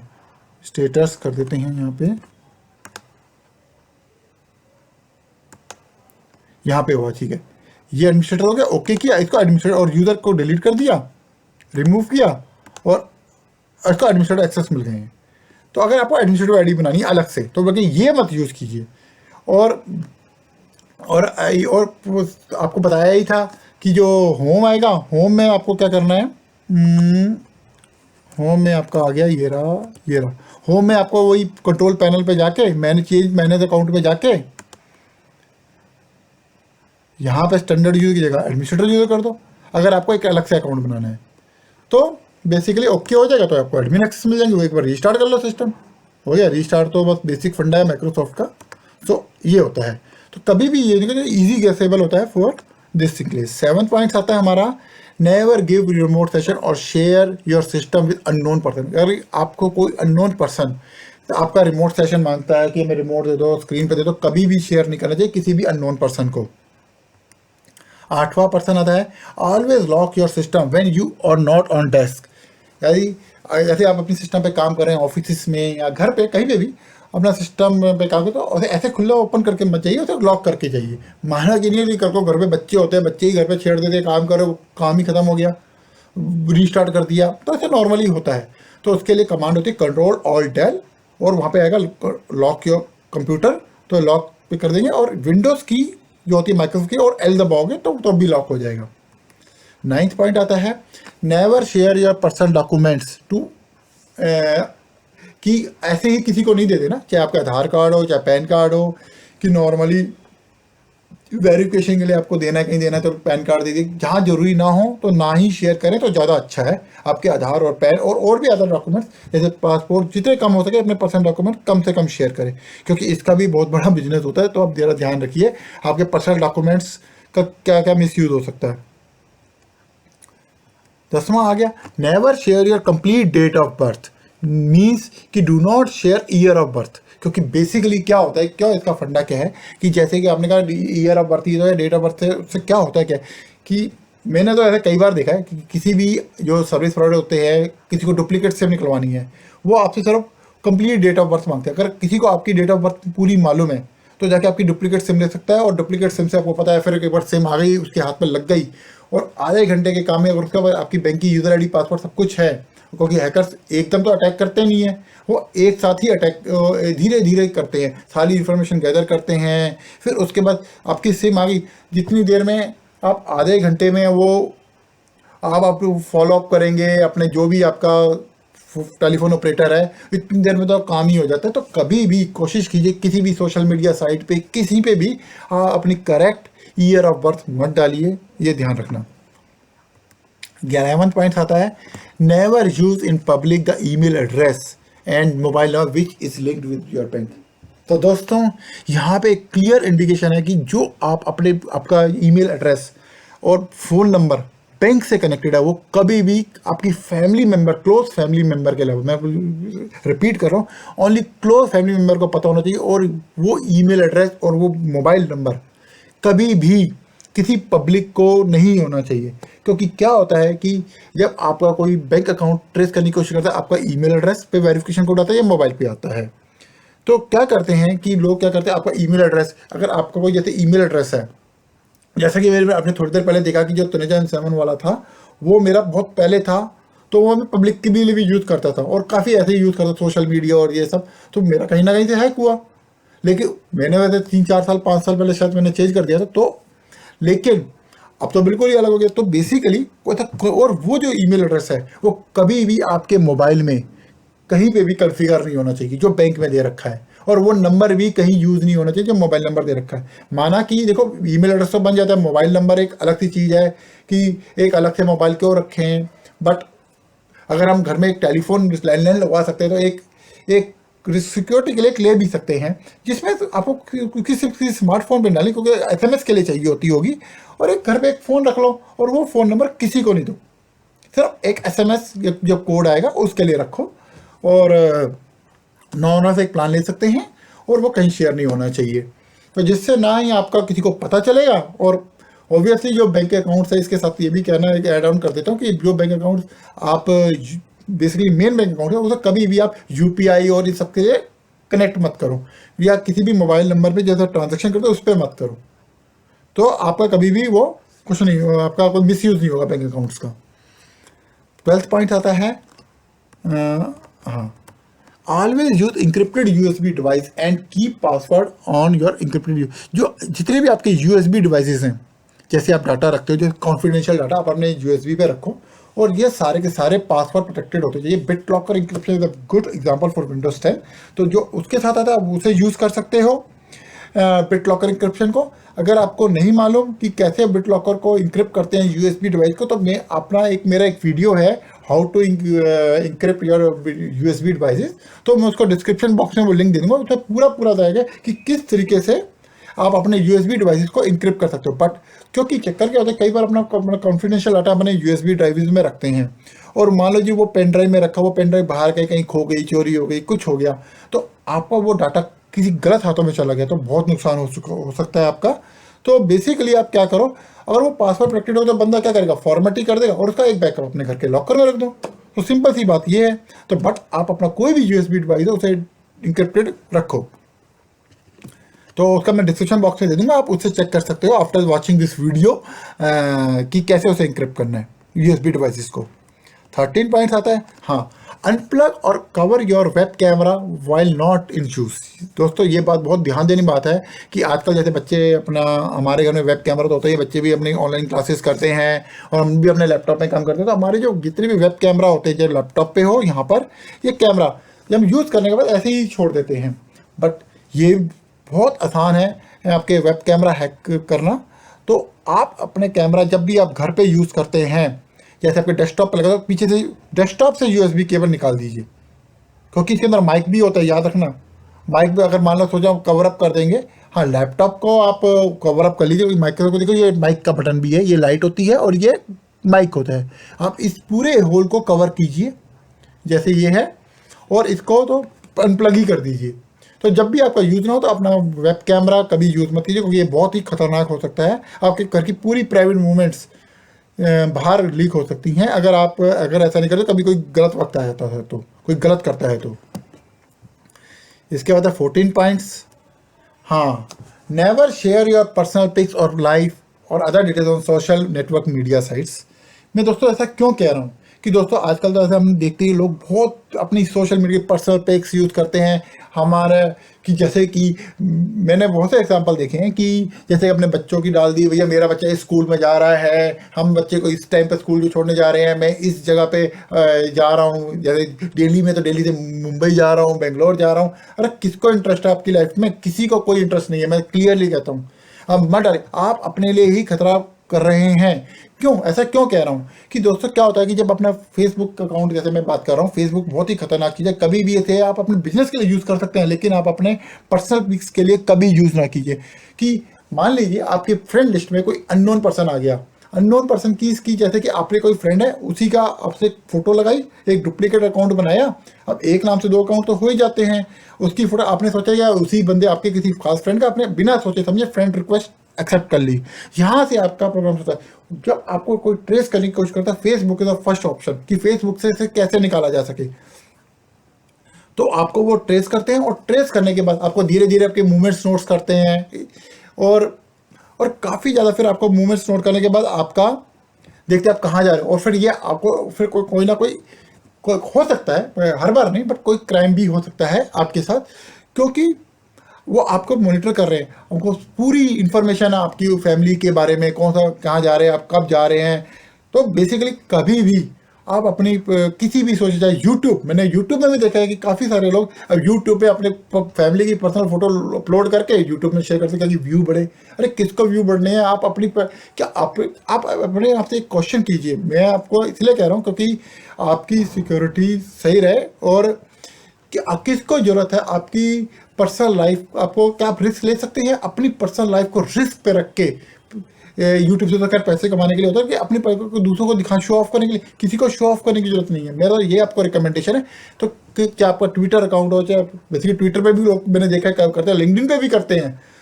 और लिंक्डइन तो बिजनेस साइट है प्रोफेशनल के लिए, उसमें भी करते हैं।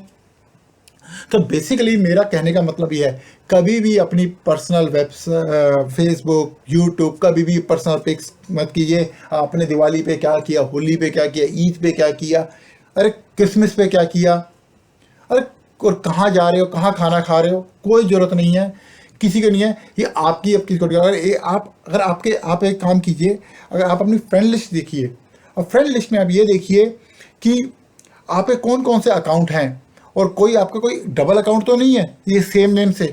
क्या आप सचमुच उस बंदे ने अकाउंट क्रिएट किया गया है? आप ये देखेंगे कोई ना कोई अगर आपके फ्रेंड लिस्ट पे ऐसा जिस नाम से डबल एंट्री, कोई ना कोई आप पे मॉनिटर कर रहा है। हो सकता है आपके ना भी हो, मैं ये नहीं कहता कि होगा ही होगा, बट आप ध्यान रखिए कि ये आपके लिए बहुत बड़ा रिस्क है। तो मेरा फाइनली कहने का मतलब ये, never share your personal life, personal pics और personal details on a social network website. Don't need to check in करना है, चेकआउट करना है, जो भी करना है प्लीज नो कीजिए। ये बहुत बड़ा आप खुद ही अपने लिए इनवाइट करते हैं अपने उसके लिए। या आप बर्थडे विशेष करते हैं, बर्थडे विशेष में हमने बर्थडे बना लिया, जो भी है तो बेसिकली, या शादी की पिक्स कर दी, मैरिज टू दिस गर्ल, तो don't do this thing, this boy, तो don't do this thing. My suggestion is that. 15 points आता है। हाँ, डू नॉट एनी लिंक और URL और email attachment from unknown person. जो भी मैंने पहले भी बताया था कि जैसे फेसबुक, जो कोई भी आते फिशिंग ईमेल्स होती है, किसी भी लिंक को बिना अननोन पर्सन से आइए उसको लिंक करके ओपन ना करें, क्योंकि ये कोई भी ईमेल अटैचमेंट ना खोलें। अगर आपको लगा फिशी है तो सिर्फ शिफ्ट डिलीट, नथिंग, और कुछ नहीं करना। हाँ, always use antivirus with VPN security. दोस्तों, हम कई बार अपने सिस्टम में देखा है, अपने सिस्टम में एंटीवायरस यूज़ ही नहीं करते हैं। तो दोस्तों, एंटीवायरस हमें यूज़ करना चाहिए, और ऐसा यूज़ करना चाहिए जो हमें प्रोटेक्शन दे वायरसेस से, मालवेयर, रैंसमवेयर, स्पाईवेयर, ब्राउजर का डीडोस, फिशिंग ईमेल से भी वो दे, और अदर फीचर भी हों जैसे साथ में आते हैं। आजकल VPN कंपनी ऑफर करती हैं VPN security, anti theft security. मान लीजिए आपकी जिस डिवाइस पर लगा है एंटी थेफ्ट में, तो कि आपका डिवाइस चोरी हो गया, तो आप अपने दूसरे सिस्टम पर जाके वो डिलीट कर सकते हैं, आपको वाइप आउट कर सकते हैं कि आपका डाटा ना जाए। देखिए, आजकल की जनरेशन में किसी भी IT डिवाइस की कोई वैल्यू नहीं है, वैल्यू है आपके डाटा की। तो डाटा जरूरी है। और VPN में क्या होता है, वर्चुअल प्राइवेट नेटवर्क होता है। जब भी आप VPN आप यूज़ करते हैं कि आप अपने किसी भी वाईफाई पे लगे या किसी भी इंटरनेट पर अपना आपका ये मैक एड्रेस और IP एड्रेस चेंज कर देता है। तो अगर कोई हैकर आपको ट्रेस करने की कोशिश कर रहा है तो वो गलत पे वो अपना जाता रहता है। और मैं ये नहीं कहता वीपीएन की सिक्योरिटी कभी नहीं टूट सकती, वीपीएन भी एक टेक्नोलॉजी है, बट उसको करने के लिए बहुत समय लगता है। उसके लिए अगर मान लो आपने किसी XYZ कंपनी का लगा रहा है, उस XYZ का नेटवर्क को करना पड़ेगा, उसको समझना पड़ेगा, बहुत ही लंबा प्रोसेस होता है। इतनी देर में तो काम खत्म करके सिस्टम भी बंद हो जाता है, तो ऐसा होता नहीं है। तो परफॉर्मेंस ऑप्टिमाइजेशन जो आपकी परफॉर्मेंस स्लो ना करे, नेटवर्क सिक्योरिटी पे नेटवर्क को रखे, फायरवॉल भी होनी चाहिए एंटीवायरस के अंदर, और आपका इंटरेक्शन प्रिवेंशन सिस्टम होना चाहिए, और स्पैम प्रोटेक्शन भी होना चाहिए, स्पैम ईमेल्स जैसे कि मैं भी यूज़ करता हूँ, तो उसमें भी स्पैम ये सारे फीचर्स होते हैं, तो मैं करता हूँ। तो बेसिकली आप अच्छा एंटीवायरस होना चाहिए विद वीपीएन सिक्योरिटी। 17 पॉइंट होता है, हाँ, always update your antivirus and Windows update. तो दोस्तों, अगर आपका जो विंडोज अपडेट है वो हमेशा अप टू डेट होना चाहिए, और एंटीवायरस का भी up to date automatic updates on होना चाहिए, ताकि ऑटोमेटिकली अपडेट्स हो जाए। तो ये भी बहुत ज़रूरी है आपके सिस्टम की प्रोटेक्शन के लिए। इसके बाद 18 points, always use VPN on public area wifi. दोस्तों, जैसे कि मैंने बताया कि जब भी आप एंटीवायरस लो तो विद वीपीएन लो। तो इससे क्या होगा, जब भी आप पब्लिक एरिया में, वैसे तो वाईफाई पे कभी करना ही नहीं चाहिए पब्लिक एरिया में, क्योंकि जब आप वाईफाई करते हो कि किसी ना किसी राउटर पे आप कनेक्टेड होते हो, और राउटर पे जब आप कनेक्ट होते हो तो कोई ना कोई तो बंदा आपको मॉनिटर कर सकता है उस राउटर को भी। मान लो कोई हैकर ही आ गया किसी पब्लिक वाईफाई एरिया में, उसने उस बंदा में अपना भी कनेक्ट किया, उसने अगर मान लो उस नेटवर्क की सिक्योरिटी थोड़ी सी वीक है, तो उसने राउटर पे देख लिया कितने बंदे कनेक्टेड है, उसका मैक एड्रेस, आपका आईपी एड्रेस, सारा का सारा आपका उसके पास डाटा आ गया। तो और कोशिश करो, अगर यूज़ करना भी पड़ जाए तो पहले वीपीएन ऑन कर लीजिए अपने सिस्टम का, वर्चुअल प्राइवेट नेटवर्क, ये वीपीएन आता है। तो उस करने के बाद आप उसको फिर आप पब्लिक एरिया में यूज़ करो, लेकिन जब तक वो आपको वो भी थोड़ा कंफ्यूज हो जाएगा आपका जो हैकर्स होगा, तो नॉर्मली पब्लिक एरिया में वाईफाई में जो होता है तो ये होता है, तो आप इसे कर लीजिए, वीपीएन ऑन कीजिए। 19, हाँ, एक चीज़ और आती है कि do not charge your IT devices from public charging station. देखो, मैं ऐसा क्यों कह रहा हूँ, कई बार क्या होता है कि हमारे मोबाइल की बैटरी होती है, चार्जर तो है नहीं किसी भी पब्लिक, या वहाँ पे जाके प्लगिंग कर दे। क्या आपका आईफोन और मोबाइल फ़ोन लगा देते हैं, तो नॉर्मली मोबाइल फ़ोन ही हम चार्जिंग पे लगाते हैं, आईपैड लगा देते हैं। तो दोस्तों, हमें ध्यान देने वाली बात है, क्या आपको पता है कि वो पावर किससे आ रही है, आप किसी डाटा यूएसबी डिवाइस से आ रही है, या फिर आपका इलेक्ट्रिकल के थ्रू आ रही है, इलेक्ट्रिसिटी के थ्रू आ रही है, आपको नहीं मालूम। और आप कहेंगे कि चलो जी, मैंने तो मोबाइल पर तो पॉपअप आता है अगर यूएसबी के थ्रू आए, कई बार नहीं आता, हर एक फ़ोन पे नहीं आता, अगर आपकी सिक्योरिटी कमज़ोर है मोबाइल की तो नहीं आएगा। तो आपने जैसे ही प्लगिंग किया, चार्जिंग तो हो गई, यूएसबी पे लग गया, अगर वो डाटा यूएसबी के थ्रू प्लगिन आ रही है, तो सारा का सारा आपका मोबाइल उनके सिस्टम पे आ जाएगा, जो भी बैकएंड पे हो रखा है। तो सजेशन यही है कि do not charge your IT device on public charging station. हो सके तो अपना चार्जर यूज़ करें, क्योंकि we don't know if you not sure कि ये इलेक्ट्रिसिटी से आ रही है चार्जिंग या आपका यूएसबी डिवाइसेस से आ रही है। तो दोस्तों, इस बात का ध्यान देना बहुत ज़रूरी है।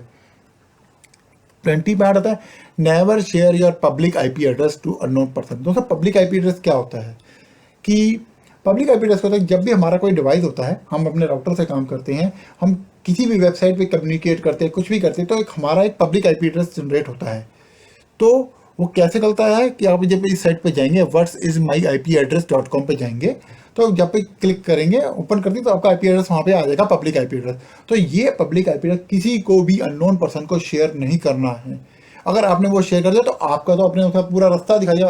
इसका मतलब यही है कि आप किसी हैकर से या किसी चोर को कह रहे हो कि भैया वो मांग रहे हैं कि अपने घर का रास्ता दिखा दो, तो अपने पूरा आपने उसे घर का रास्ता दिखा दिया पब्लिक आईपी एड्रेस देके। तो आपको कभी भी शेयर नहीं करना है।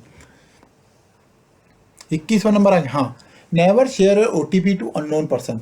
तो दोस्तों, आज की इसमें एक इंटरेस्टिंग बात है, आपको सबको मालूम है ओटीपी कभी किसी को शेयर नहीं करना, बट कहने की बात यह है कि OTP is a one time password. But hackers आजकल क्या करते हैं, जो जैसे कहते हैं जाम तारा फ़ोन करके आपके मोबाइल फोन पे वो कहते हैं इंटरनेशनल ट्रांजैक्शन कोड आया होगा आपके पास, हम आपको एक इंटरनेशनल साइट पे विजिट पे भेज रहे हैं, कुछ भी स्टोरी बनाते हैं, सिनेरियो बनाते हैं, आपका इंटरनेशनल मेंबरशिप दे रहे हैं, आपको टेम्परेरी पासवर्ड आया वो हमें बता दीजिए, हैं तो, या फिर relationship code, member ID, social security code, इस तरीके से वर्डिंग बताते हैं। तो कोई भी 6 न्यूमेरिक कोड अगर कोई आपको आया है, और तो आपको वो किसी को भी शेयर नहीं करना है, ये बात को ध्यान रखिए।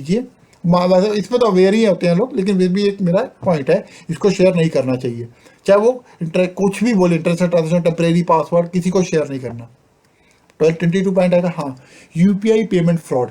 दोस्तों आजकल यूपीआई पेमेंट फ्रॉड बहुत हो रहे हैं। इसमें क्या करते हैं लोग कि आपको क्या कहा जाता है कि आप अपना, हम आपको वो पेमेंट कर रहे हैं यूपीआई की, आप हमें कोड आएगा वो दे देना।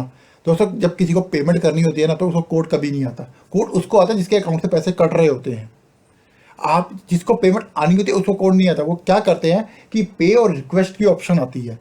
तो जैसे गूगल पे में भी आती है और में भी आती है कि आप किसी को वो पे पे नहीं करते, वो रिक्वेस्ट करते हैं। रिक्वेस्ट करने के बाद आपका मोबाइल नंबर डालते हैं, मोबाइल नंबर डाल आपके पास रिक्वेस्ट जाती है, यस और नो, या एक कोड आता है। तो वो अब कोड वो आपसे मांगते हैं, ये कहते हैं वहाँ पे यस कर दो। तो इस तरीके से फ्रॉड होते हैं। तो हमें हमेशा इसे अवेयर रहना चाहिए कि आपको जब भी कोई पेमेंट कर रहा है तो कभी भी आपको कोड नहीं आएगा। कोड उसी को आता है जिसके अकाउंट से पैसे कट रहे हो। सीधी सीधी बात ही है।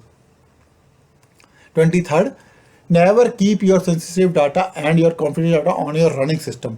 तो दोस्तों कभी भी हमारे अपना डाटा जो कॉन्फिडेंशियल डाटा होता क्या कि जैसे हम अपना क्या करते हैं, कई बार अपनी एक्सेल शीट में सारे पासवर्ड डाल के पासवर्ड प्रोटेक्टेड करके रख देते हैं और उसको हम अपने लैपटॉप या डेस्कटॉप में कहीं पे भी रख देते हैं।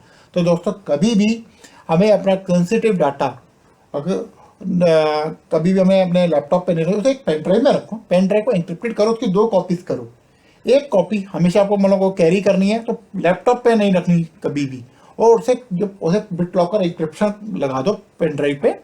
और एक्सेल शीट भी जो जितनी भी कॉन्फिडेंशियल फाइल उसको भी पासवर्ड प्रोटेक्टेड करो, एक्सेल शीट को भी।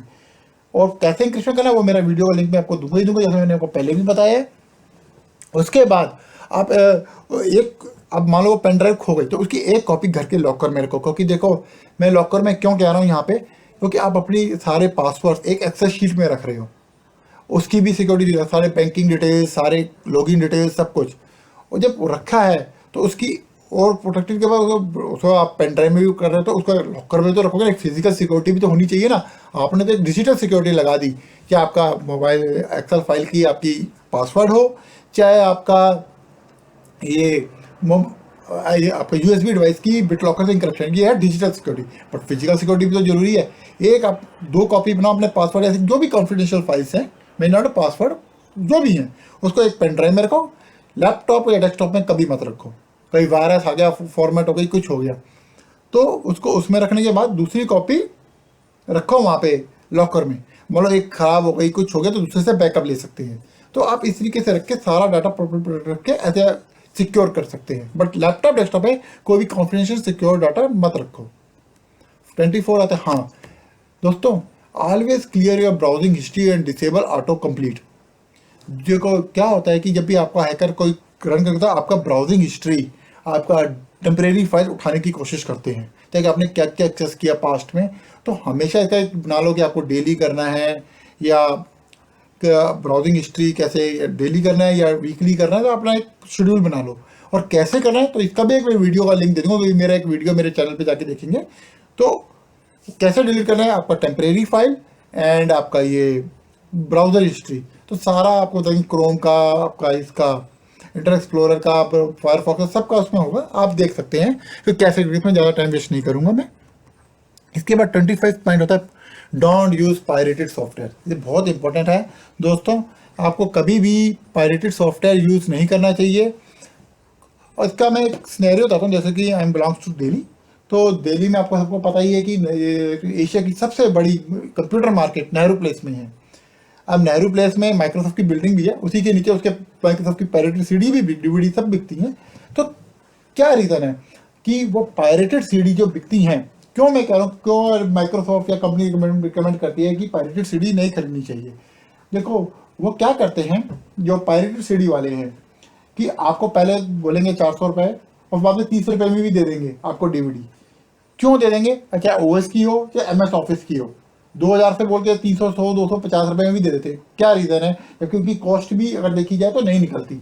इसके पीछे रीज़न क्या होता है कि नॉर्मली क्या होता है कि वो जो आपकी जो की देते हैं वो क्रैक कहते हैं उसे, जो क्रैक कहते हैं crack.exe देते हैं। वो कह देते हैं कि आप ये ओएस रन करने के बाद या सॉफ्टवेयर डालने के बाद आप उस क्रैक को exe को रन कर देना, आपको उसमें फायरवॉल रिमूव कर देना, स्टॉप कर देना या डीएक्टिवेट कर देना और एंटीवायरस डिसेबल करके रन करना। क्यों, अगर इसका एक वो जेन्युइन क्रैक है तो एंटीवायरस और फायरवॉल डिसेबल करने की जरूरत क्यों है? क्या कभी आपने ये सोचा है? क्यों दोस्तों, क्या होता है कि वो EXE क्या करती है, जो उनकी क्रैक EXE क्या करती है, जो सस्ते में दे देते हैं, वो आपके सिस्टम में जैसे ओएस इंस्टॉल हुआ तो वो एक मॉलवेयर का लगा लो या स्पाईवेयर लगा लो, एक होता है, वो इंस्टॉल हो गया। इंस्टॉल होने के बाद क्या करते हैं कि वो आपकी विंडोज को कई बार कहते हैं क्रैक चला ही नहीं मारा, वो तो यार क्रैक चला ही नहीं, क्यों नहीं चला, वो चलता हो गया जो एक्चुअली मेन उसे लिंक बनाना था अपने सर्वर के साथ डाटा चुराने का, जो कि स्टार्टिंग से हुआ, जब आपने नया सिस्टम फॉर्मेट किया है इंस्टॉल करोगे तो स्टार्टिंग से ही होगा, जो इंस्टॉल किया उससे होने के बाद जो क्रैक हुआ है वो सारा का सारा लिंक हो जाएगा। हो सकता है कि जो विंडोज अपडेट है वो उसका लिंक बदल के विंडोज अपडेट उन्हीं के सर्वर से हो, और फिर वो अपने हिसाब से यूज़ कर सकते हैं। और कई बार वो क्या करते हैं कि वो क्रैक अगर चल गया, कहते हैं हाँ भाई क्रैक चल गया, तो क्या करते हैं जो आपका जो एक्टिवेशन जो 30 डेज का पीरियड होता है विंडोज़ का, विंडोज़ 10 का जो नॉर्मली होता है, तो वो उसको स्टॉप कर देता है। तो बेसिकली आपको लगता है भाई क्रैक चल गया, लेकिन कोई ये नहीं पता कि आपका डाटा भी जा रहा है। तो बेसिकली क्रैक कभी भी पायरेटेड यूज नहीं होती है, सेम एमएस ऑफिस आता है, बेसिकली और भी सॉफ्टवेयर जो मेनली वहाँ पे ये जो EXE चलती है, जो OS के साथ होती है और ऑफिस के साथ होती है, तभी कहा जाता है don't use your pirated software, always use your original operating system and this thing, original software. क्यों? और दूसरी चीज़ ये है कि अगर आप, एक बात कहना चाहूँगा, अगर वो EXE देके आपको प्रोडक्ट की देते हैं, मान लीजिए आपको वो प्रोडक्ट की देते हैं, तो ठीक है वो चल रही है, लेकिन मैं तो रिकमेंड नहीं करूँगा पायरेटेड यूज़ करना चाहिए, हमेशा ओरिजिनल खरीदना चाहिए। लेकिन प्रोडक्ट की क्यों नहीं देते? अगर वो पायरेटेड दे प्रोडक्ट की दे, प्रोडक्ट की वो कभी नहीं देंगे, वो क्रैक देंगे। वो EXE आपके सिस्टम को बिल्कुल ही बर्बाद करती है, आपके डाटा को हैक कर सकती है। तो कभी भी आप पायरेटेड सॉफ्टवेयर मत यूज़ कीजिए, कभी भी। इसके बाद हाँ, इसके बाद ये आ गया 25th पॉइंट था ना, यस। इसके बाद always keep your data backup of your IT device, हमेशा अपने डाटा बैकअप रखिए अपने IT डिवाइस का। कोई पता नहीं कब वायरस आ जाए, कब हार्ड डिस्क क्रैश कर जाए, कुछ कर जाए। ये 25th नहीं, मेरे पॉइंट सिक्योरिटी चेक्स खत्म हो चुके हैं। मैं एक अलग से एक अलग एडवाइस है कि चाहे आपका पेन ड्राइव हो चाहे USB हो, हमेशा एक अलग से एक डाटा बैकअप रखिए, क्योंकि सारे इलेक्ट्रॉनिक आइटम है, कभी भी खराब हो सकते हैं, तो ये कीजिए। तो दोस्तों ये 25 पॉइंट्स है। इसके बाद आता है हाँ, what to do if something bad happen. मान लीजिए आपका डाटा चोरी हो गया, कुछ हो गया, अब क्या करें? और आपकी कंपनी छोटी का ऑफिस है, वहाँ पे चोरी हो गया, तो क्या कर सकते हैं? तो इसके लिए गवर्नमेंट ऑफ इंडिया की एक एजेंसी है, जिसके बारे में मैं आपको थोड़ा बता दूं।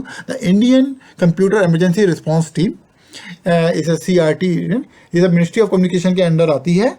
तो इसका एड्रेस शायद ये आपका देर का CRT.in इलेक्ट्रॉनिक निकेतन CGO कॉम्प्लेक्स। ये आपका 24/7/365 हेल्डेक्स नंबर है। दोस्तों ये वाकई में वर्क करता है, क्योंकि मेरे को लगा कि गवर्नमेंट ऑफ इंडिया के नंबर शायद 7 बजे के बाद बंद हो जाए, लेकिन मैंने भी रात को उसको कॉल किया जस्ट टेस्टिंग के लिए, शायद मैंने कल ही किया था, हाँ कल ही किया था। तो ये वर्किंग नंबर है, तो ये प्रॉपर रिस्पॉन्स करते हैं।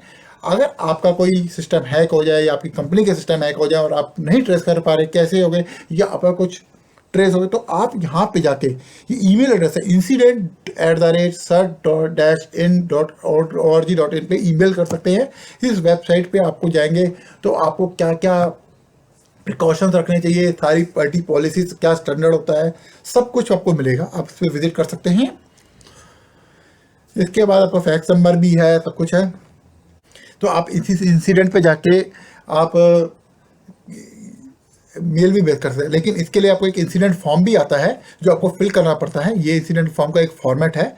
तो आप इसमें कैसे कर सकते हैं अगर आपका कोई सिस्टम हैक हो जाए, तो एक प्रॉपर एक इंसिडेंट ट्रैकिंग नंबर दिया था, जहाँ आपका नेम, ऑर्गेनाइजेशन, टाइटल, आपका क्या ऑर्गेनाइजेशन डेजिग्नेशन है, मोबाइल नंबर, एड्रेस, इसके अलावा गवर्नमेंट एजेंसी है, फाइनेंशियल पावर किससे बिलोंग करते हैं, फिजिकल लोकेशन और इफेक्टिव कंप्यूटर, नेटवर्क नेम और ISP, पूरी डिटेल्स आपको फिल करनी है। कब हुआ, टाइम क्या था, कब इशू हुआ। इसके बाद is the affected system network critical to the organisation mission, कुछ था, तो सारी डिटेल्स आपको फिल करनी होती है। इसमें फिशिंग थी, टाइप ऑफ इंसिडेंट है, इंसिडेंट देना होता है, आपको पूरी डिटेल देनी होती है। अब बिहेवियर क्या था, तो ये पूरा वो ट्रेस करते हैं, क्योंकि हमारे ऊपर भी जो गवर्नमेंट ऑफ इंडिया की भी एजेंसी होती है, क्योंकि साइबर क्राइम हो रहा था, वो उसको बैकएंड से भी ट्रेस करते हैं, जो ISP के भी ऊपर होते हैं। तो वैसे सारे प्रिकॉशंस होते हैं, लेकिन हमें अपनी भी प्रिकॉशंस रखनी चाहिए। तो यहाँ पे पूरा OS वर्जन कौन सा था, लास्ट अपडेट पैचेस कौन से थे, तो सारी चीज़ हमें ये डिटेल देनी होती है। तो दोस्तों ये मेरा एक वीडियो था, और आई होप आपको मेरा ये वीडियो पसंद आया होगा। कि मेरा ये काफ़ी थोड़ा वीडियो थोड़ा लेंथी जरूर हो गया, बट आई होप कि ये सारी इन्फॉर्मेशन बहुत ही इन्फॉर्मेटिव थी आपके लिए, और आप अपने आईटी डिवाइस पे ये सिक्योरिटी फीचर्स इम्प्लीमेंट जरूर करेंगे, तभी मेरा ये वीडियो बनाने का, इतना लंबा वीडियो बनाने का थोड़ा प्रयास थोड़ा सफल होगा। और अगर आपको मेरा ये वीडियो और मेरी दी गई जानकारी से आप संतुष्ट हैं तो मेरे वीडियो को प्लीज़ लाइक कीजिए और अपने फ्रेंड्स से भी शेयर कीजिए। और अभी तक अगर मेरे अपने चैनल को सब्सक्राइब नहीं किया तो मेरे चैनल को सब्सक्राइब भी कीजिए और बेल आइकन को क्लिक करना ना भूलें, ताकि मेरे आने वाले और भी बहुत इन्फॉर्मेटिव वीडियो आपके साथ आते रहे। तो thank you very much for watching this video. Thank you.